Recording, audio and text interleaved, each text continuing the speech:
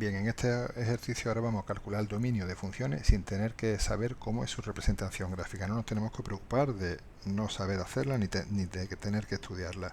Vamos a recordar lo primero que era el dominio de una función.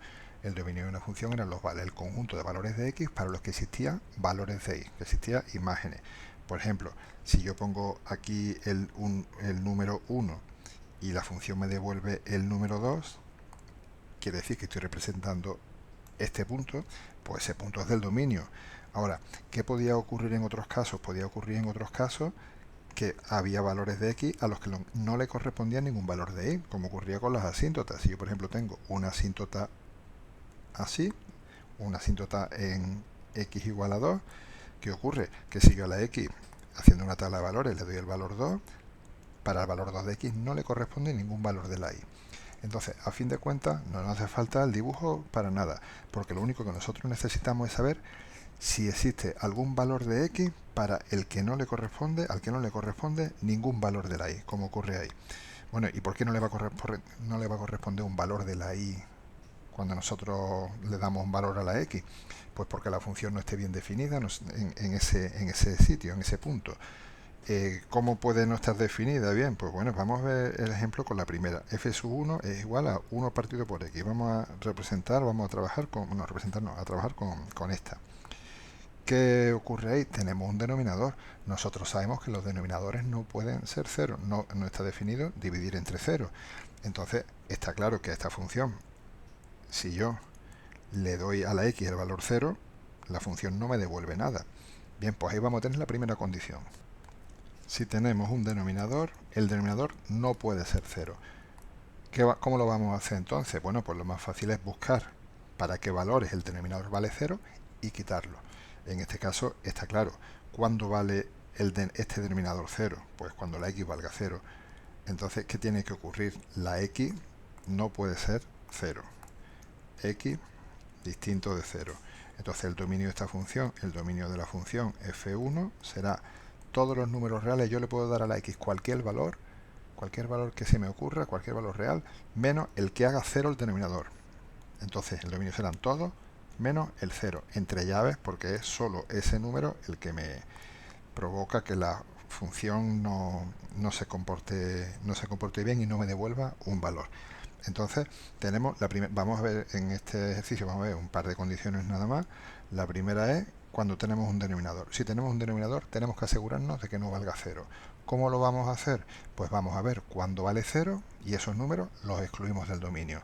Está claro, yo a esta función, a la x le puedo dar el número que me parezca, que yo siempre podría hacer 1 entre lo que sea, siempre que ese lo que sea no sea 0. O sea, el dominio yo le puedo dar cualquier valor real menos el 0, que es el que, se puede decir, estropea la función.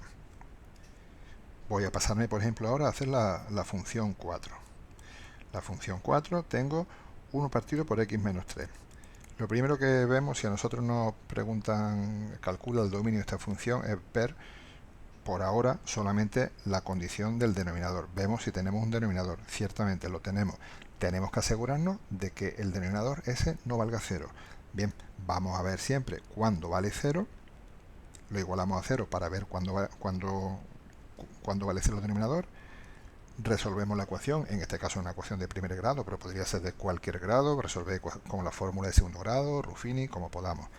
Entonces tenemos aquí que cuando la x vale 3, nos está diciendo que el denominador vale 0, o sea que la x no puede valer 3. Entonces el dominio va a ser, el dominio de esta función, f sub 3, van a ser todos los valores reales menos el 3.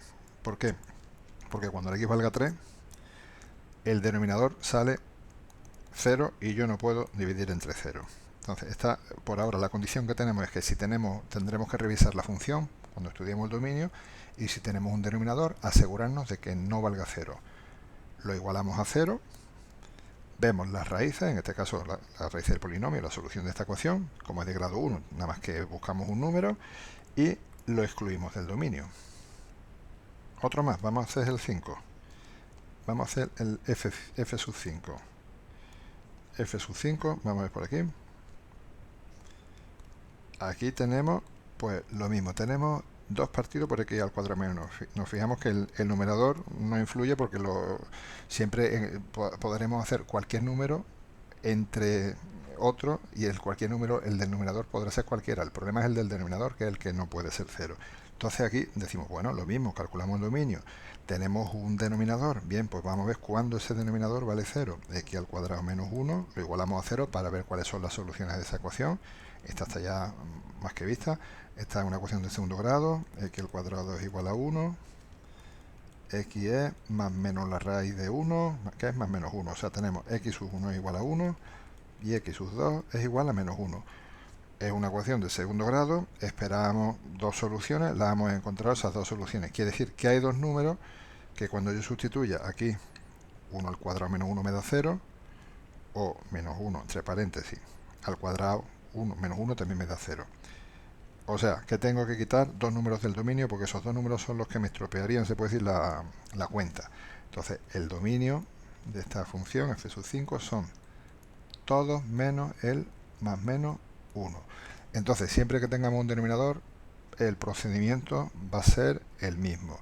En este caso, por ejemplo, que tenemos un polinomio de grado 3, pues habría que buscarle las tres raíces al polinomio, porque precisamente la raíz es el número que hace 0 a ese polinomio, que es el que hace 0 al denominador, que es lo que nosotros tenemos que evitar. Tendríamos que buscar esos tres números y excluirlos del dominio.